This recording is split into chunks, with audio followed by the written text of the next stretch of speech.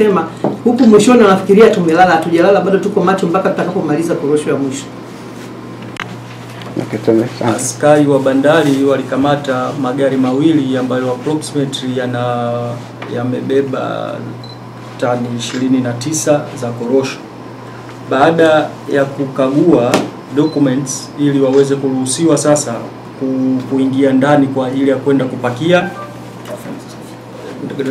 tunasema kufanya stuffing, kuweka kwenye makontena ili baadaye zisafirishwe, ikagundulika kwamba mihuri ambayo ilitumika kuidhinisha dokumenti hizo sio halali. Manake kulikuwa na fraud hapa, kulikuwa na forgery ambayo imetokea kwenye hayo magari mawili. Walichokifanya, waliziretain hizo gari ambazo ziko hapo nje ya ofisi hii ya security, na pia kuwashikilia wale wamiliki wa zile korosho na madereva wanaohusika katika kwenye kuendesha hayo magari. Kwa hiyo vielelezo ambavyo tunavyo ni hivi kwa sasa. Baada ya kuwaita watu wa TRA ili kufanya ukaguzi wa mihuri, wamesema hii mihuri hawaitambui. Lakini wakati huu na mihuri yenyewe wanayoitumia ni hii. Kwa hiyo sasa, kwa kuwa mamlaka na askari wake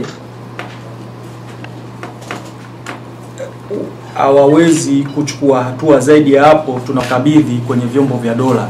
Tani 29, ukisiangalia tani 29 unaweza kuona ni kitu kidogo, lakini tani 29 zidishe mara 1000 utapata kilo 29,000, zidisha kwa wastani tu bei ya 3000 ni zaidi ya milioni 80 kwenda juu. Kwa hiyo sio kitu kidogo kama tunavyokifikiria. Lakini sisi pia tunafarijika na kumpongeza wenzetu wa mamlaka ya bandari.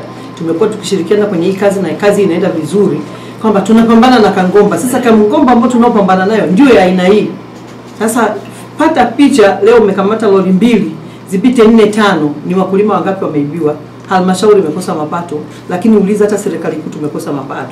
Kwa sio jambo dogo, lakini mimi nishukuru Mungu kwamba ile vita tunaopigana angalau inazaa matunda. Mungu ibariki Mtwara, Mungu ibariki Tanzania.